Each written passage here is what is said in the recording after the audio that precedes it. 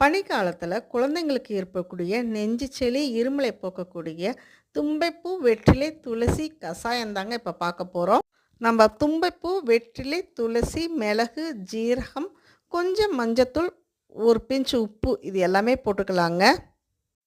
இந்த பொருட்களை ஒரு கிளாஸ் தண்ணியில் இது எல்லாத்தையும் தும்பைப்பூ வெற்றிலை துளசி கொஞ்சம் மிளகு ஜீரகத்தை தட்டி போட்டுக்கலாம். ஒரு பிஞ்ச் உப்பு மஞ்சத்தூள் இது எல்லாத்தையும் அரை கிளாஸ் ஆகிற வரைக்கும் நல்லா கொதிக்க வச்சு வடிகட்டி ஆற வச்சு குழந்தைங்களுக்கு கொடுத்தா நெஞ்சு சளியை குறைக்குங்க.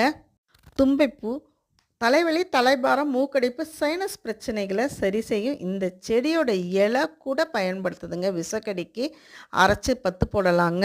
வெற்றிலை நெஞ்சு சளி வறட்டு இருமல் தலைபாரம் எல்லாத்துக்கும் நல்ல ஒரு மருந்துங்க. துளசி நோய் எதிர்ப்பு சக்தியை அதிகரிக்கும்.